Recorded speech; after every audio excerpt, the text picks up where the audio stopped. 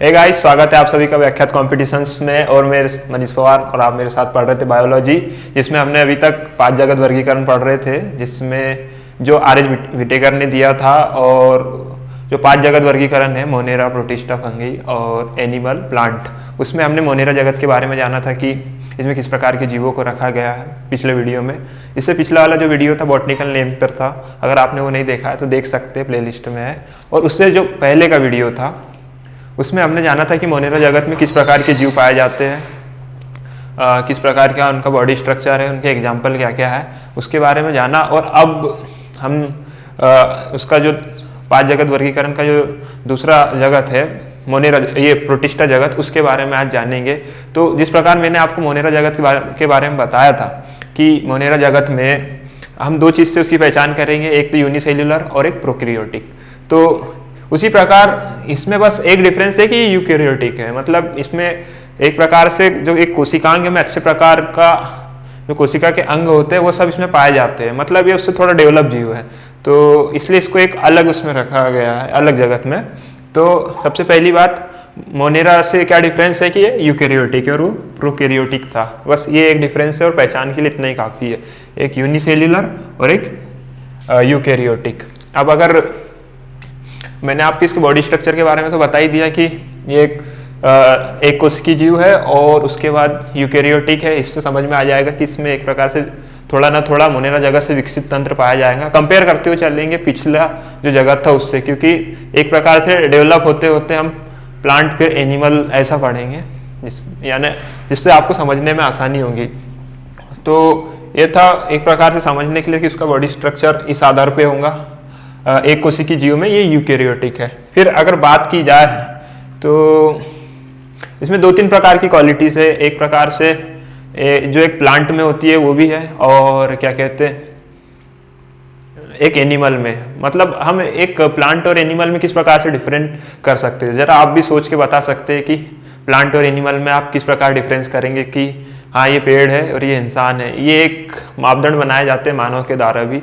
तो एक सिंपल सा फंडा है कि जो मूवेबल है, जैसे हम जितने भी देखते हैं, हम इंसान खुद जो गतिशील है, जबकि आपने देखा होगा पेड़ पौधे भले डेवलप करते हैं, एक समय के बाद उनके भी अंत हो जाता है, लेकिन उनमें मूवेबिलिटी नहीं पाई जाती, गतिशीलता नहीं पाई जाती है।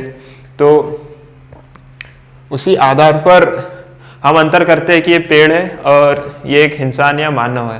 तो ये जो मैं प्रोटिस्टा जगत की बात कर रहा हूँ, इसमें दोनों ही गुण पाए जाते हैं। तो इसका जो एग्जाम्पल है यूग्लिना, आप सभी ने पढ़ा होगा कि जंतु और या फिर कहा जाए तो पादप और जंतु के बीच की कड़ी किसे कहा जाता है, तो यूग्लिना को कहा जाता है। तो जो यूग्लिना है वो प्रोटिस्टा जगत का उदाहरण है। ये एक आपको याद रखने वाली बात होंगी, क्योंकि ये एग्जाम्पल ही अधिकतर पूछा जाता है और कन्फ्यूजिंग होता है, और अधिकतर कई लोग समझ नहीं पाते कि आखिर किस आधार पर, मतलब किस मानव और पादपों के बीच का जीव क्यों कहा जाता है, कि बीच की कड़ी क्यों कहा जाता है। तो इसमें कुछ ऐसी क्वालिटीज़ है जो ह्यूमंस में भी होती है और प्लांट्स में होती है, इसलिए सिर्फ इसका जो एग्जाम्पल यूग्लिना है उसे क्या कहते हैं, बीच की कड़ी कहा जाता है।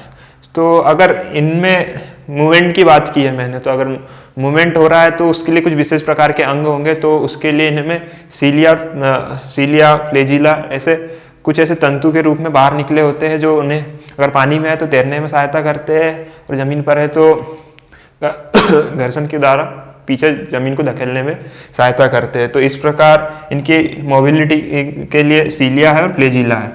और अब एक प्रकार से जीव है तो इनमें पोषण की भी आवश्यकता होगी।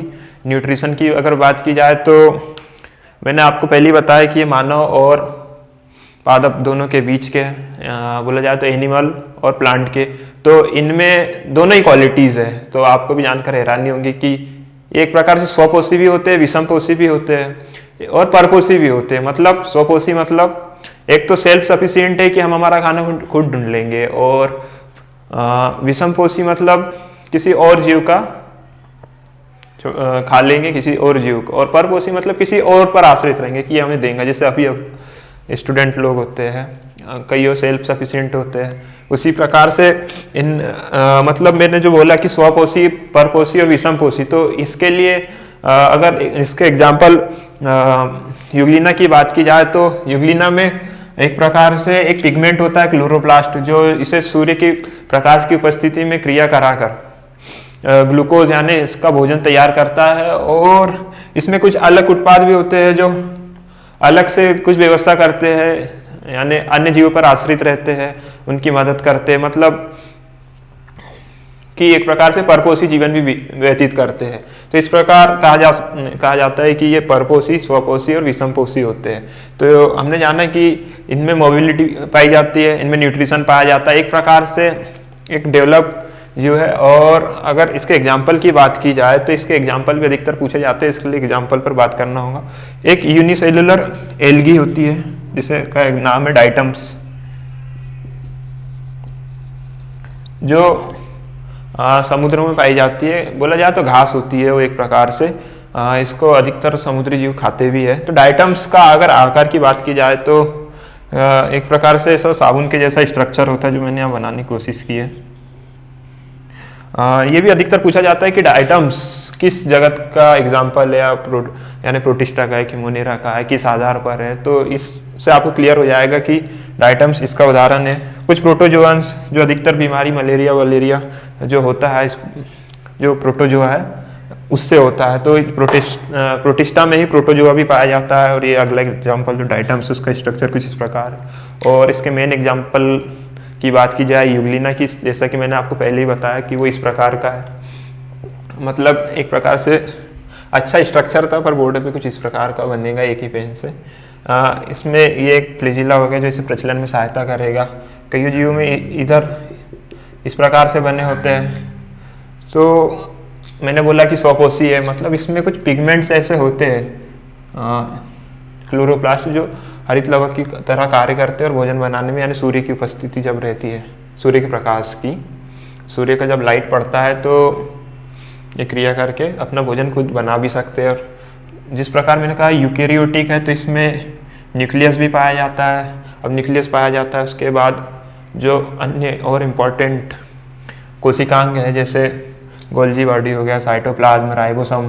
तो मतलब एक प्रकार से इसमें इस प्रकार के कोशिकांग है। तो ये एक बोला जाए तो संपन्न जीव ही है, अपना डेवलपमेंट विकास करेगा, प्रजनन करेगा। तो इस प्रकार हमने यूग्लिना को जाना। और मोनेरा के बाद ये थोड़ा डेवलप्ड है प्रोटिस्टा जगत। और इसके बाद हम अगर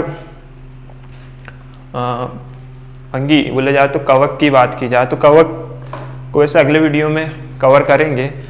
लेकिन कवक के बारे में कुछ ऐसी खास बात जो आप वैसे रास्ते में चलते हुए भी आप कवक को पहचान लेंगे, मैं बता देता हूँ कि अधिकतर आप रोड पे कोई भी सड़ी गली वस्तुओं को देखते हैं तो उस पर कुछ ऐसा सफ़ेद सफ़ेद या कुछ प्रकार से ऐसा कवरिंग हो जाती है कुछ दिनों बाद, तो वो कवक की होती है। मतलब कुल मिलाकर सड़ी गली जो चीज़ें पड़ी रहती है उस पर ये उत्पन्न होते हैं कवक। ये तो हमने प्रोटिस्टा जगत की बात की।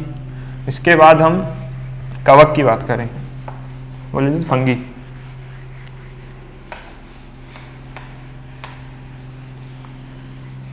ये यूग्लिना का स्ट्रक्चर आप नेट पे भी अच्छे से देख सकते हैं।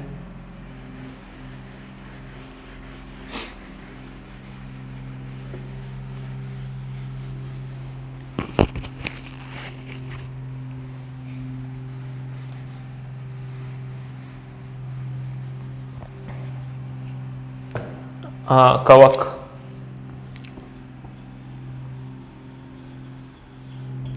ये तो प्रोटिस्टा था।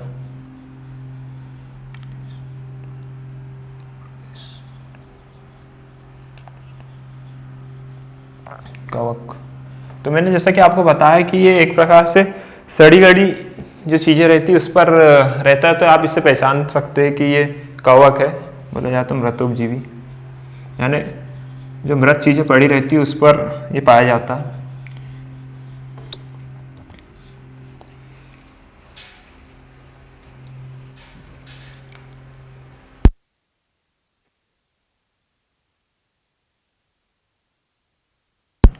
अभी नहीं, मृतोपजीवी तो ये एक पहचान के लिए है कि इसमें किस प्रकार के जीव पाए जाते हैं।